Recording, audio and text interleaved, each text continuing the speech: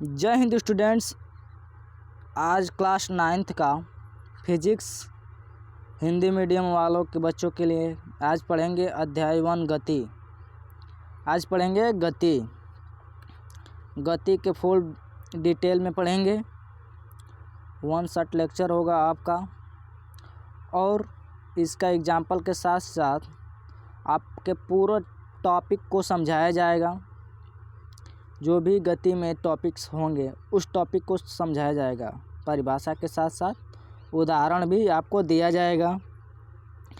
इस चैनल को like and subscribe कर लें कि आपको क्लास की नोटिफिकेशन जल्द से जल्द पहुंच सके। ये क्लास 2025-26 के लिए है। 2025-26 के लिए है। आपको क्लास का टाइम ज़्यादा नहीं लेते हुए क्लास को आगे बढ़ाते हैं। समझेंगे गति के बारे में। अब देखो गति के बारे में, गति 2 प्रकार की होती है। गति कितने प्रकार के होते हैं, प्रकार भी पढ़ेंगे, गति के प्रकार भी पढ़ेंगे, सब कुछ पढ़ेंगे फुल डिटेल्स में। चैनल को लाइक एंड सब्सक्राइब करें। पहले ज़रूरी है चैनल को सब्सक्राइब कर लें कि आपको नोटिफिकेशन जल्द से जल्द मिल सके। अब देखो पहला पढ़ेंगे विराम और गति, कि कोई भी वस्तु विराम में कब रहती है और गति में कब रहती है, कैसे पहचानें। अब परिभाषा के साथ साथ चलेंगे और आपको एग्जाम्पल भी देते चलेंगे। अब परिभाषा देखो विराम का परिभाषा देखो, कोई वस्तु विराम में कब रहेगी। तब लिखना यहाँ पे जब कोई वस्तु समय के साथ अपनी स्थिति में स्थिति नहीं बदलती। समय के साथ अपनी स्थिति नहीं बदलती, वो क्या होती है, विराम अवस्था कहलाती है। नहीं बदलती, विराम अवस्था कहलाती है, कहलाता है या कहलाते हैं, लिख लेना। विराम अवस्था कहलाता है। गति अवस्था में क्या होगा, समय के साथ अपने स्थिति में परिवर्तन करती रहेगी, यानी बदलती रहेगी। तो इसका परिभाषा लिख लेना कि जब वस्तु समय के साथ अपनी स्थिति लगातार बदलती है। यहाँ पे लिख लेना अपनी स्थिति लगातार बदलती है, उस वस्तु को गति अवस्था कहेंगे। गति अवस्था होगी। तब मानेंगे क्या है, वस्तु गति में है। अगर यहाँ पे आपको नहीं समझ में आ रहा होगा तो यहाँ पे बस हम समझा दे रहे हैं कि गति अवस्था क्या है, गति क्या है, विराम अवस्था क्या है। आप अपने बुक से जो भी टॉपिक्स होंगे उसको परिभाषा के साथ साथ उतार लेना। यहाँ हम आपको समझाते चलेंगे। अब उदाहरण में देखो विराम के लिए देखो, विराम में हो गया मेज़ पर रखी पुस्तक। जो भी मेज़ है उस पे रखी पुस्तक,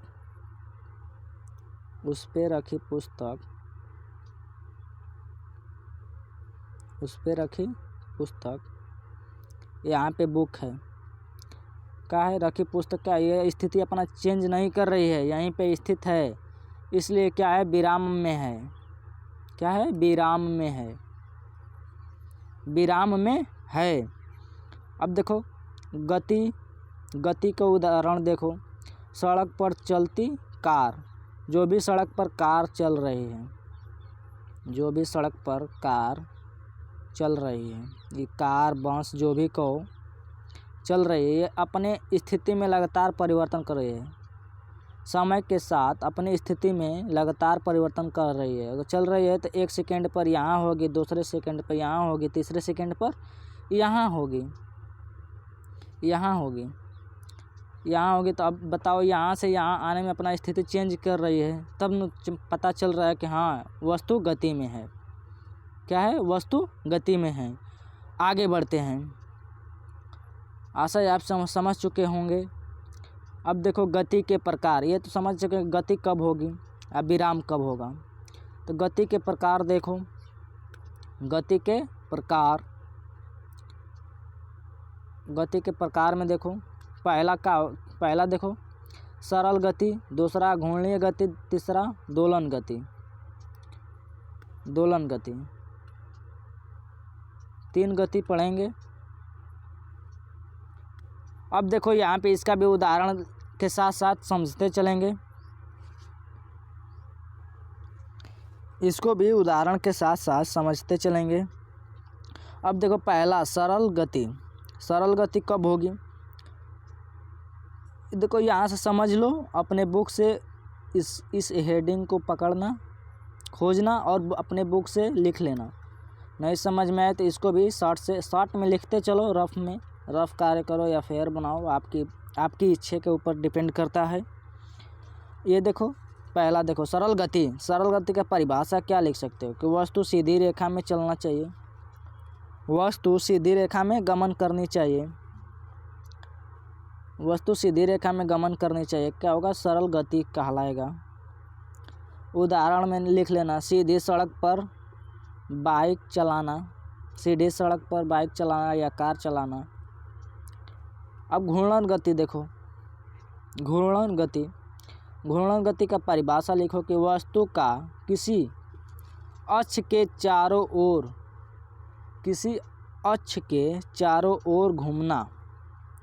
जो भी अक्ष, इसको एक्सेस मानते हो ना, अक्ष इसको एक्स अक्ष मानते हो, इसको वाई अक्ष मानते हो, तो कोई भी अक्ष के तहत चारों ओर घूमती है उसको क्या बोलते हैं, घूर्णन गति। चाहे आप ऊपर लटकाए, अपने घर में पंखे देखे होंगे, जो भी पंखा लटकाया जाता है यहाँ पे, तो अपने एक्स के परितः घूमती है, अब यहाँ पे होगा तो एक्स के परितः कैसे घूमेगी, वाई एक्स के परितः ऐसे घूमेगी या ऐसे घूमेगी, जैसे भी घूमेगी। तो ये क्या हो गया, एक्स के परितः घूम रही है, ऐसे घूमते हैं क्लॉकवाइज, पंखा क्लॉकवाइज घूमता है ऐसे। तो ऐसे घूम रही है तो किसके परितः घूम रही है, एक्स एक्सेस के परितः घूम रही है, एक्स अक्ष के परितः घूम रही है। तो ये क्या हो गया, घूर्णन गति हो गया। उदाहरण में लट्टू भी ले सकते हो, लट्टू भी ऐसे ही नाचता है, जो भी है लट्टू,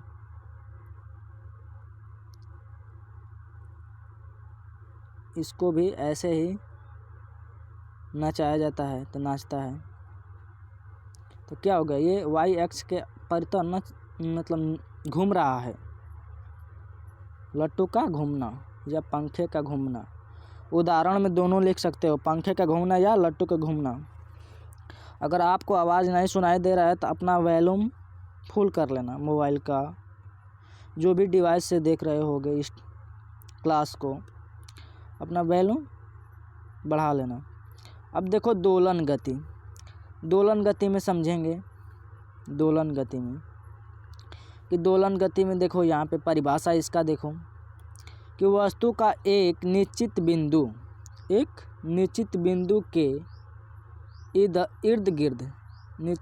के इर्द गिर्द आवर्तीय गति करता है। इसका बिंदु फिक्स है, उसके इर्द गिर्द आवर्तीय बिंदु गति करता है, उसको क्या बोलेंगे, दोलन गति। जैसे में देखो पेंडुलम, घड़ी की गति। अगर ये नहीं समझ सकते हो तो झूला समझो, जो भी सावन के महीने में झूलते हो, ऐसे करके ऐसे होता है और ऐसे करके ऐसे होता है। तो ये आगे जानता है, फिर यहाँ से ऊपर जाने के फिर पीछे जाता है, फिर पीछे जाने के बाद आगे आता है। तो इस बिंदु के क्या होता है, इर्द गिर्द घूम रहा है। इसको क्या बोल रहा है, दोलन गति। क्या बोल रहा है, दोलन गति। या घड़ी देखे होंगे, घड़ी अगर देखे होंगे तो घड़ी होता है, उसमें भी क्या होता है, एक घड़ी बजती है, जब बजती है तो यहाँ पे एक लटका होता है, वो घूमने लगता है। जब बजेगी तब बजेगा ये टन टन टन, तो घूमेगा। तो ये क्या हो गया, वही बोल रहा है यहाँ पे कि पेंडुलम घड़ी की गति। आशा है आप समझ चुके होंगे। आगे बढ़ते हैं। यहाँ पे देखो अदिश और सदिश राशि। अदिश और सदिश राशि। अदिश और सदिश राशि। अदिश राशि में देखो कि अदिश राशि केवल परिमाण होता है, इसमें दिशा नहीं होती है। अदिश राशि में केवल परिमाण होता है। परिमाण उदाहरण में देखो, दूरी हो गया, समय हो गया, तापमान हुआ। इसको कैसे लिख सकते हो, 2 किलोमीटर। समय, ताप को क्या लिख सकते हो, समय को 3 सेकेंड, 5 सेकेंड, जो भी लिख सकते हो। तापमान को 25 डिग्री सी, ऐसे लिख सकते हो। ना कि इसमें दिशा लगा सकते हो कि 25 डिग्री सी पूर्व की, दक्षिण के, उत्तर कि 3 सेकेंड पश्चिम के, उत्तर के, दक्षिण। इसमें दिशा नहीं लगा सकते। इसमें भी नहीं, दूरी में भी दिशा नहीं लगा सकते हो, क्योंकि दूरी बिंदु ए से बिंदु बी तक ऐसे जा रहे हो, ऐसे। इसमें क्या होगा, लगातार आपका दिशा बदल रहा है जाते जाते। अब ऐसे गए ऊपर की ओर, यहाँ पे। अब यहाँ से फिर इधर चल दिए, इधर के बाद फिर यहाँ से इधर, तो आपका दिशा लगातार चेंज हो रही है। यहाँ से इधर चल दिए, फिर यहाँ से यहाँ पे पहुँच गए, तो इससे आपका दिशा लगातार चेंज हो रही है। तो इसमें दिशा नहीं है, केवल परिमाण होता है। अब यहाँ पे देखो सदिश राशि में सदिश राशि में देखो परिमाण और दिशा दोनों होते हैं। परिमाण के साथ साथ दिशा भी होता है। जैसे बिंदु ए पे यहीं पे है, देखो यहाँ पर बिंदु ए है और बिंदु बी है। इसमें देखो परिमाण के साथ अगर सीधी दूरी ले रहे हैं, यहाँ से इसी दिशा में 2 किलोमीटर है, मान लिए 2 किलोमीटर, तो क्या है, 2 किलोमीटर पूर्व है, 2 किलोमीटर पूर्व है। ऐसे नक्शा में होता ना, पूर्व, पश्चिम, उत्तर, दक्षिण, लिख लेना। जैसे में विस्थापन हो गया, वेग हो गया और बल हो गया। दूरी, विस्थापन अभी समझाया जाएगा आपको, आशा है समझोगे। अब देखो दूरी विस्थापन अभी समझा दिया जाएगा, घबराओ मत।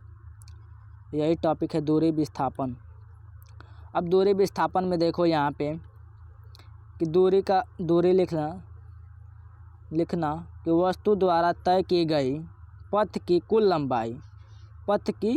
लंबाई को दूरी कहते हैं। पथ की कुल लंबाई को दूरी कहते हैं। यह एक अदिश राशि है, ये भी लिख लेना। दूरी कहते हैं, यह एक अदिश राशि है। ये वाला लिख लेना, यह एक अदिश राशि है। अभी ऊपर समझाया गया था ना कि जिसमें दिशा नहीं होगी उसको अदिश बोलेंगे। उदाहरण में देखो, उदाहरण में 400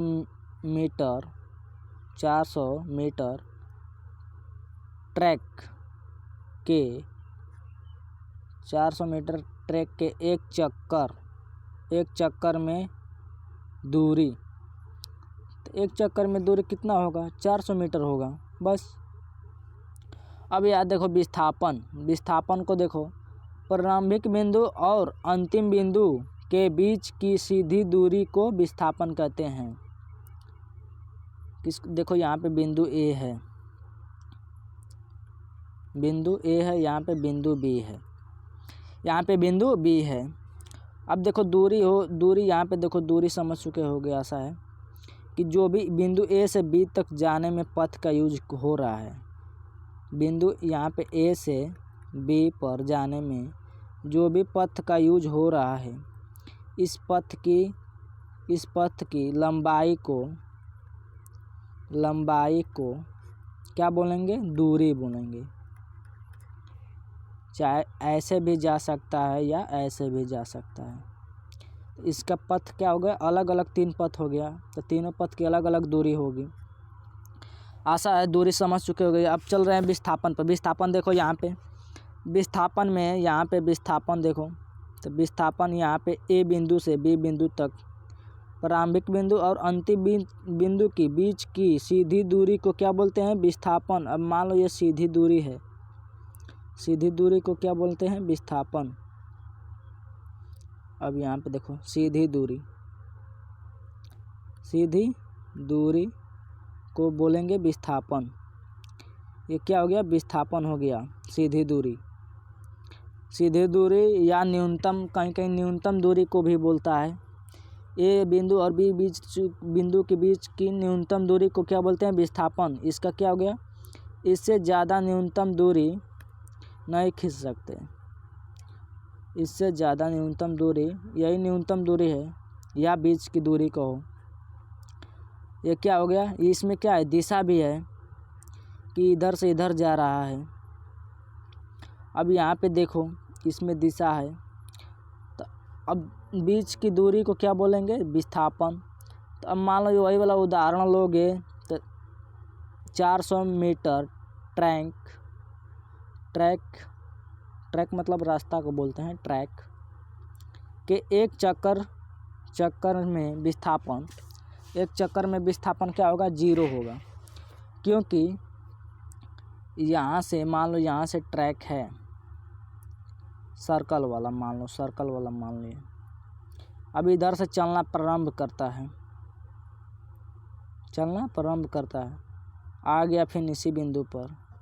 चाहे इसको मत मानो, इसमें तो दिशा नहीं होगा, ये वाला हो गया इसको चक्कर। मान लो इसी को मान लो 400 मीटर का है, 400 मीटर का है, चाहे 200 मीटर मान लिए। इसको जा रहा है यहाँ से यहाँ तक, यहाँ से बिंदु ए से बिंदु बी तक जा रहा है 200 मीटर, फिर वापस आ रहा है 200 मीटर इस बिंदु पर। इसी बिंदु पर जाकर इसी बिंदु पर आ गया जाकर, तो क्या हो गया? 400 मीटर, 200 मीटर जाकर 200 मीटर आ गया, तो इसका दूरी हो गया 400 मीटर।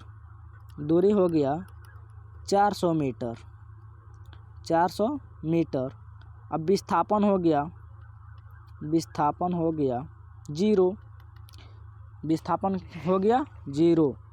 आशा है आप समझ चुके होंगे। आगे बढ़ते हैं। यहाँ पे देखो चाल, वेग और त्वरण। चाल, वेग और त्वरण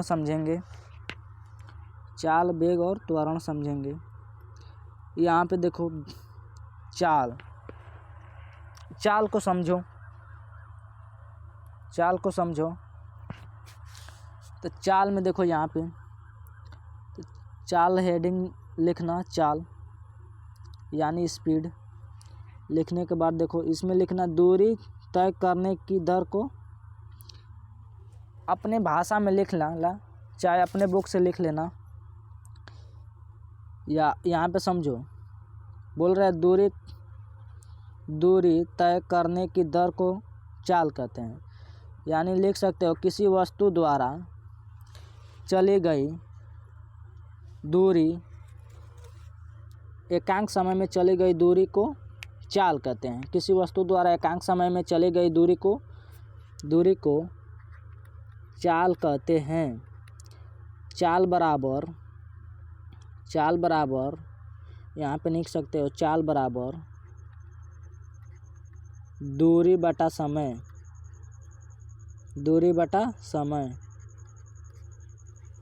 ये हो गया आपका सूत्र हो गया। यहाँ पे उदाहरण में दिया है कि एक कार 60 किलोमीटर प्रति घंटा की चाल से चलती है। प्रति घंटा की चाल से चलती है, तो ये चाल दे दिया, चाल चाल कितना दिया, तो 60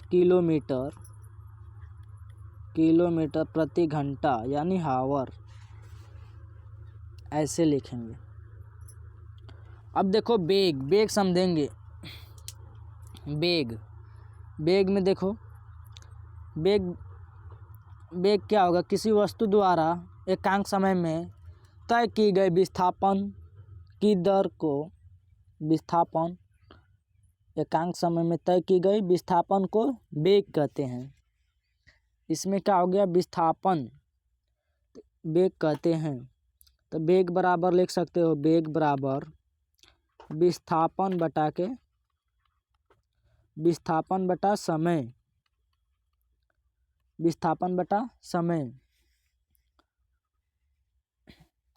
विस्थापन बटा समय। उदाहरण में लिख सकते हो उत्तर दिशा में 20 किलोमीटर पर सेकेंड। ये क्या है, बेग दिया है 20 किलोमीटर पर सेकेंड, उत्तर में लिख सकते हो। अब यहाँ देखो त्वरण, आशा है समझ रहे होंगे, नहीं तो कमेंट करना ये नहीं समझ में आया तो आपको अलग से एक वीडियो समझा दिया जाएगा एक टॉपिक्स पे, कि हमको त्वरण नहीं समझ में आया या बेग नहीं समझ में आया या चाल नहीं समझ में आया, तो कमेंट करना, आपको वीडियो अवेलेबल करा दिया जाएगा इस टॉपिक्स वाइज में। अब यहाँ पे देखो त्वरण देखो, त्वरण लिखते हो, वेग परिवर्तन की दर को त्वरण कहते हो, वेग परिवर्तन की दर को त्वरण कहते हैं। तो इसका सूत्र हो गया, त्वरण का सूत्र होता है अंतिम वेग को v से दर्शाते हैं और प्रारंभिक वेग को u से, बट्टा में समय को t से, और त्वरण को a से दर्शाते हैं। तो यहाँ आशा है समझ चुके होंगे। अंतिम वेग माइनस प्रारंभिक वेग फिर बटा के समय होता है। अब देखो यहाँ पे उदाहरण दिया है, कार का वेग 0 से 30 किलोमीटर पर सेकेंड होने से 5 सेकेंड लगते हैं, तो त्वरण इतना होगा। अब देखो त्वरण हमको दिया है कितना, वो तो आंसर दे ही दिया है त्वरण। अब क्या दिया, अंतिम वेग माइनस प्रारंभिक वेग बटा के समय अंतराल, तो समय अंतराल हो गया क्या 5। अब ये क्या दिया है 30 माइनस 0, तो क्या हो गया 30 बटा के 5 कटेगा तो कितना आएगा 6 मीटर प्रति सेकेंड स्क्वायर। ये त्वरण है, आपको यहाँ पे आंसर दे दिया गया था। अब देखो यहाँ पे मोस्ट इम्पॉर्टेंट गति के समीकरण, यहाँ पे देखो गति के समीकरण, ये त्वरण से निकला है, पहला निकला है त्वरण से। गति के समीकरण पहला होता है, अब यहाँ पे लिखे होंगे ना, इसका डेरिवेशन चाहिए तो बता देना। अब त्वरण का परिभाषा अभी लिखे हो सूत्र कि अंतिम वेग माइनस प्रारंभिक वेग बटा के समय। तो यहाँ पे क्या होगा, यहाँ पे इसको पक्षांतर किया हो तो AT हो गया, फिर VU, यहाँ पे हो गया V माइनस U, तो यहाँ पे फिर क्या लिख सकते हो, V बराबर U प्लस AT लिख सकते हो। इसी द्वारा इसको निकाला गया था फर्स्ट समीकरण को, V बराबर U प्लस AT। तो V है अंतिम वेग और U है प्रारंभिक वेग और A है त्वरण और T है समय। आशा है समझ चुके होंगे। अब देखो दूसरा समीकरण, S बराबर UT plus half AT square, half या 1/2 लिख सकते हो, इसको हाफ ही को 1/2 बोलते हैं। ओके, अब देखो S बराबर क्या है, दूरी, यहाँ पर प्रारंभिक वेग U को बोल रहा है, फिर समय दिया है गुणे समय, फिर 1/2 गुणे त्वरण गुणे समय का स्क्वायर। ये दूसरा समीकरण है। तीसरा समीकरण U स्क्वायर बराबर V स्क्वायर प्लस 2AS। अंतिम वेग का स्क्वायर वर्ग बराबर प्रारंभिक वेग का वर्ग प्लस 2 गुणे त्वरण गुणे दूरी। उदाहरण में इसको भी ले सकते हो। यहाँ पे देखो, पहला आपको हल कराया ही वह लाए हैं उदाहरण। अब यहाँ पे देखो दिया है कि एक वस्तु 5 मीटर प्रति सेकेंड स्क्वायर के त्वरण से 10 सेकेंड तक चलता है। 10 सेकेंड तक चलता है तो अंतिम वेग ज्ञात करें। और प्रारंभिक वेग 2 मीटर प्रति सेकेंड है। तो अब देखो पहला समीकरण से इसको देखो, तो इसमें दे दिया है त्वरण दे दिया है कितना 5 मीटर प्रति सेकेंड स्क्वायर। समय भी दे दिया है, समय कितना दिया है 10 सेकेंड दे दिया है। और प्रारंभिक वेग यानी यू कितना दिया है 2 मीटर प्रति सेकेंड दिया है। अंतिम वेग निकालना है, अंतिम वेग क्वेश्चन मार्क। तो v बराबर u t plus half a t square. तो यू टी प्लस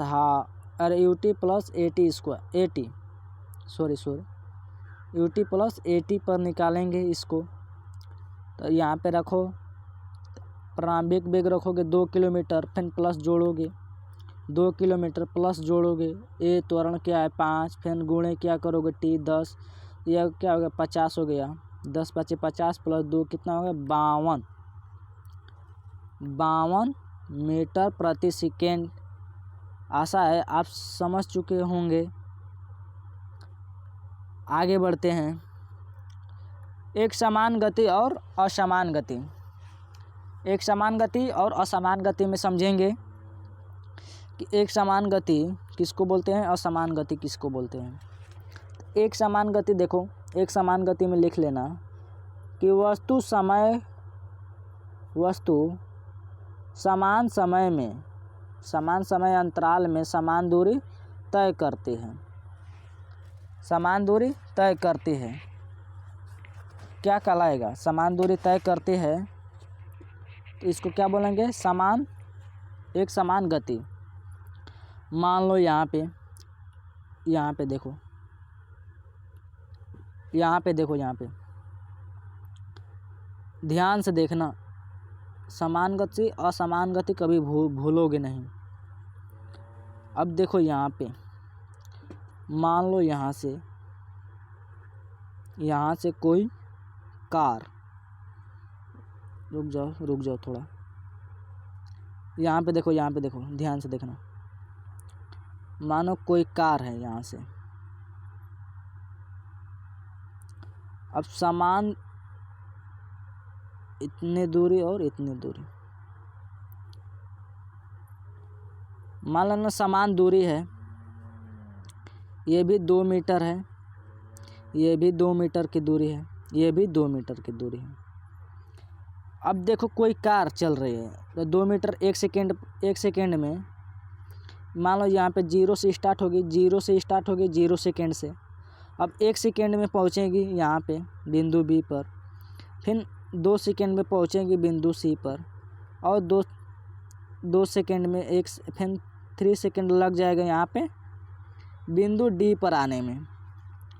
अब ये देखो कोई कार है, अब चल रही है तो 1 सेकेंड में बिंदु बी पर पहुँच रही है, दूसरे सेकेंड में पहुँच रही है बिंदु सी पर, और तीसरे सेकेंड पर पहुँच रही है बिंदु डी पर। अब बताओ कि समान समय में समान दूरी तय कर रही है। समान समय में समान दूरी तय कर रही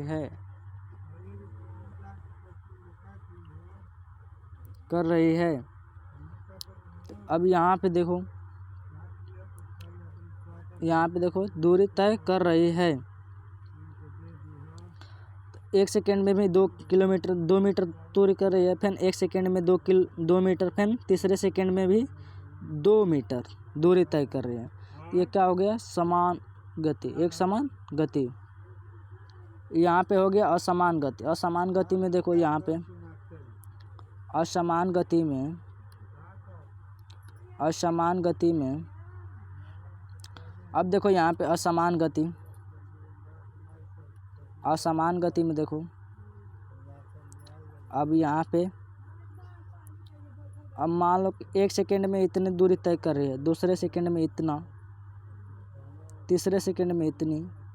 अब बताओ हर 1 सेकेंड में 2 मीटर दूरी तय कर रही है, दूसरे सेकेंड में 3 मीटर दूरी तय कर रही है, तीसरे सेकेंड में 1 मीटर दूरी तय कर रही है, चौथे सेकेंड में 1 मीटर दूरी तय कर रही है। तो अब बताओ समान समय में अलग अलग दूरी तय कर रही है। यही बोल रहा है असमान गति वस्तु समान समय में अलग अलग दूरी तय करती है। ट्रैफिक में चलना, यहाँ पे देखो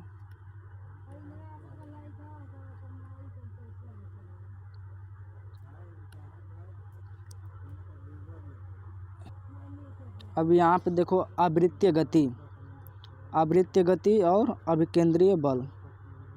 अभी केंद्रीय बल को समझेंगे। आवृत्तीय गति में क्या होगा, वस्तु का वृत्ताकार पथ पर चलना, वस्तु का वृत्ताकार पथ पर चलना क्या हो गया, आवृत्तीय गति। कोई इस वृत्त पर चलेगा तो क्या होगा, आवृत्तीय गति कहलाएगा। जैसे पृथ्वी का सूर्य के चारों ओर घूमना, पृथ्वी का चारों ओर घूमना क्या होगा, आवृत्तीय गति। अभिकेंद्रीय बल क्या होगा, आवृत्तीय पथ पर गति के लिए आवश्यक बल को अभिकेंद्रीय बल कहते हैं, अभिकेंद्रीय बल कहते हैं, अभिकेंद्रीय बल कहते हैं। अब देखो जो भी यहाँ पे केंद्र है इसके अभिकेंद्रीय मतलब वृत्त में चलने के लिए जो भी बल की आवश्यकता होगी उसको क्या बोलेंगे, अभिकेंद्रीय बल। यहाँ पे कोई भी पिंड होगा, इसको नचाते हो ऐसे ना, बचपन में नचाए होंगे, ऐसे ऐसे घुमा कर फेंकना, तो ऐसे घूमता है तो क्या होता है, ये बाहर की ओर जाने की कोशिश करता है। ये अभिकेंद्रीय बल आपके डोरी हाथ में लगा हुआ है, ये अंदर की ओर खींचता है, इसी को बोल रहे हैं अभिकेंद्रीय बल। जैसे उदाहरण में लिख लेना यहाँ पे, रस्सी से बंधे पत्थर को घुमाने पर रस्सी से तनाव बल। इसका सूत्र भी लिख लेना, इसका सूत्र भी लिख लेना कि यहाँ पे F बराबर mv²/r, इसका सूत्र लिख लेना कि अभिकेंद्रीय बल का सूत्र लिख लेना। अब यहाँ देखो आपको क्वेश्चन आंसर दिखा दे रहे हैं, आप लिख लेना। अब पहला क्वेश्चन आंसर लिख लेना, यहाँ पे विस्थापन और दूरी में अंतर लिख लेना। आगे बढ़ते हैं, यहाँ पे देखो,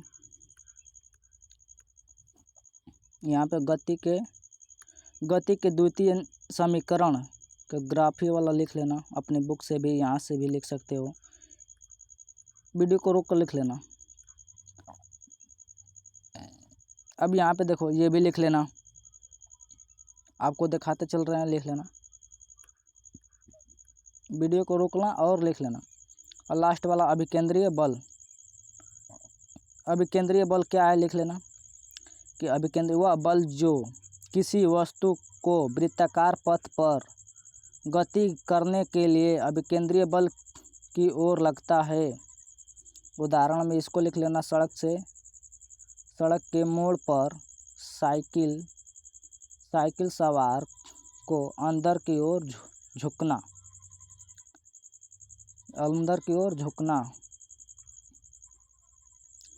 आशा है कि आप समझ चुके होंगे।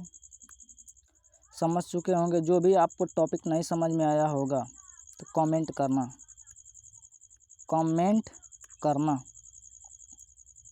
करना, चैनल को लाइक एंड शेयर सब्सक्राइब ज़रूर करना। सबसे ज़्यादा ज़रूरी है आप चैनल को सब्सक्राइब कर लें कि आपको क्लास का नोटिफिकेशन आप तक जल्द से जल्द पहुंच सके। क्लास को यहीं समाप्त करते हैं। जय हिंद, जय भारत।